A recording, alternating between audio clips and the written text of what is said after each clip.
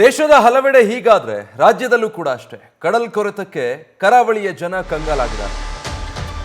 ಉತ್ತರ ಕನ್ನಡ ಜಿಲ್ಲೆಯ ಅಂಕೋಲಾ ತಾಲೂಕಿನಲ್ಲೂ ಕೂಡ ಭೀತಿ ಹೆಚ್ಚಾಗಿದೆ. ಕಡಲ್ ಕೊರೆತಕ್ಕೆ ಹಾರವಾಡ ಗ್ರಾಮದ ಜನ ಆತಂಕಕ್ಕೊಳಗಾಗಿದ್ದಾರೆ. ಅಲೆಗಳ ಅಬ್ಬರಕ್ಕೆ ತೀರದ ಗಿಡ ಮರಗಳೆಲ್ಲವೂ ಕೂಡ ಸಮುದ್ರದ ಪಾಲಾಗ್ತಾ ಇದೆ. ಕಡಲ ತೀರದ ಮನೆಗಳು ಸಹ ಕೊಚ್ಚಿ ಹೋಗೋ ಭೀತಿಯಲ್ಲಿ ಸದ್ಯ ಜನ ಇದ್ದಾರೆ. ಶಾಶ್ವತವಾಗಿ ನಮಗೊಂದು ತಡೆಗೋಡೆ ನಿರ್ಮಾಣ ಮಾಡಿಕೊಡಬೇಕು ಅಂತ ಹೇಳಿ ಸ್ಥಳೀಯರು ಆಗ್ರಹಿಸ್ತಾ ಇದ್ದಾರೆ. ಕಡಲ್ ಕೊರೆತದ ಪರಿಣಾಮ ಕಳೆದ ವರ್ಷ ಕೂಡ ಬಹಳಷ್ಟು ಕಡೆಗಳಲ್ಲಿ ಇಂಥ ಸನ್ನಿವೇಶ ಸೃಷ್ಟಿಯಾಗಿದೆ. ಈ ಬಾರಿಯೂ ಕೂಡ ಸಮುದ್ರ ಹಾಗೆ ಮುನಿಸ್ಕೊಂಡು ಆಗಿದೆ. ಅಲೆಗಳು ಬಂದು ಅಪ್ಪಳಿಸ್ತಾ ಇರುವಂಥ ಹೊಡೆತಕ್ಕೆ ದಡದಲ್ಲಿರುವಂಥ ಗಿಡ ಮರಗಳೆಲ್ಲ ಸಮುದ್ರದ ಪಾಲಾಗ್ತಾ ಇದೆ. ಇನ್ನು ಸ್ವಲ್ಪ ಮುಂದಕ್ಕೆ ಬಂದರೆ ಮನೆಗಳು ಕೊಚ್ಚಿ ಹೋಗುತ್ತೆ ಅನ್ನೋ ಆತಂಕದಲ್ಲಿ ಅಲ್ಲಿನ ಜನ ಇದ್ದಾರೆ.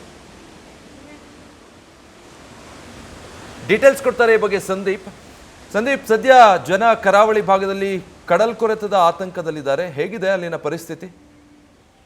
ಹೌದು ವಿಜಯ್, ಏನು ಉತ್ತರ ಕನ್ನಡ ಜಿಲ್ಲೆಯ ಕರಾವಳಿ ಭಾಗದಲ್ಲಿ ಈಗ ಏನು ಕರಾವಳಿ ತೀರ ಪ್ರದೇಶದ ಜನರಿಗೆ ಕಡಲ್ ಕೊರೆತ ಅನ್ನೋದು ಸಾಕಷ್ಟು ಆತಂಕವನ್ನ ಸೃಷ್ಟಿ ಮಾಡಿದೆ.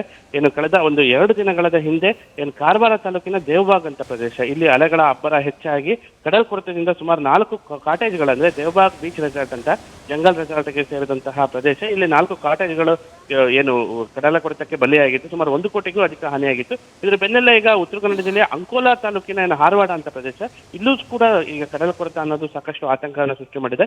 ಏನು ಹಾರವಾಡ ಇದು ಏನು ಮೀನುಗಾರಿಕಾ ಪ್ರದೇಶ ಇರುವಂತಹ ಪ್ರದೇಶ, ಇಲ್ಲಿ ಸಮುದ್ರ ಪಕ್ಕದಲ್ಲೇ ಸಾಕಷ್ಟು ಕಡಲ್ ಕೊರೆತ ಆಗ್ತಿರತಕ್ಕಂಥದ್ದು. ಕಳೆದ 10 ದಿನಗಳಿಂದ ನಿರಂತರವಾಗಿ ಮಳೆ ಆಗ್ತಾ ಇದೆ, ಮತ್ತೆ ಗಾಳಿ ಸಹ ಹೆಚ್ಚಾಗಿರೋ ಹಿನ್ನೆಲೆಯಲ್ಲಿ ಅಲೆಗಳ ಅಬ್ಬರ ಹೆಚ್ಚಾಗಿರತಕ್ಕಂಥದ್ದು ಹಿನ್ನೆಲೆಯಲ್ಲಿ ಹಾರವಾಡ ಗ್ರಾಮದಲ್ಲಿ ಕಡಲ್ ಕೊರೆತ ಆಗಿ ಸಾಕಷ್ಟು ಅನಾಹುತ ಸೃಷ್ಟಿ ಮಾಡಿದೆ. ಈಗಾಗಲೇ ಸಾಕಷ್ಟು ಕಡಲ ತೀರದಲ್ಲಿರುವಂತಹ ತೆಂಗಿನ ಮರಗಳು, ಇವೆಲ್ಲ ಏನು ಮನೆಗಳ ಪಕ್ಕದಲ್ಲೇ ನೆಟ್ಟಿರುವಂತಹ ಮರಗಳು ಈ ಕಡಲ್ ಕೊರೆತಕ್ಕೆ ಬಲಿಯಾಗಿತ್ತು. ಈಗ ಮನೆಗಳಿಗೂ ಸಹ ನೀರು ನುಗ್ಗುವಂತಹ ಏನು ಸಂಭವ ಆಗಿದೆ. ಈ ಹಿನ್ನೆಲೆಯಲ್ಲಿ ಸ್ಥಳೀಯರು ಆತಂಕವನ್ನ ಪಡ್ತಾ ಇರತಕ್ಕಂಥದ್ದು. ಮತ್ತೆ ಏನು ಈ ಭಾಗದಲ್ಲಿ ಏನು ಕಡಲ್ ಕೊರೆತ ಶಾಶ್ವತ ಪರಿಹಾರ ಅಂದ್ರೆ ಏನು ತಡೆಗೋಡೆಯನ್ನ ನಿರ್ಮಾಣ ಮಾಡಬೇಕು ಅನ್ನೋದು ಸ್ಥಳೀಯರ ಆಗ್ರಹ ಆಗಿತ್ತು. ಆದ್ರೆ ಸಣ್ಣ ಪ್ರಮಾಣದ ಕಲ್ಲುಗಳನ್ನ ಕೆಲವೆಡೆ ಹಾಕಿದ್ದಾರೆ. ಈ ಕಲ್ಲುಗಳು ಸಹ ಕಡಲ್ ಕೊರೆತಕ್ಕೆ ಬಲಿಯಾಗ್ತಿರ್ತಕ್ಕಂಥದ್ದು ಹಿನ್ನೆಲೆಯಲ್ಲಿ ಸ್ಥಳೀಯರಲ್ಲಿ ಆತಂಕ ಸೃಷ್ಟಿ ಮಾಡಿದೆ.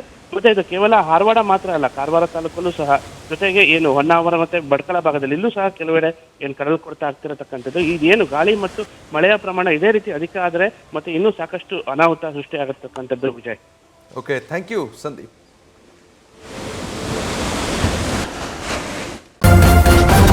ನ್ಯೂಸ್ ಫಸ್ಟ್ ನಿರ್ಭೀತಿಯಿಂದ ನಿಮ್ಮ ಪರವಾಗಿ.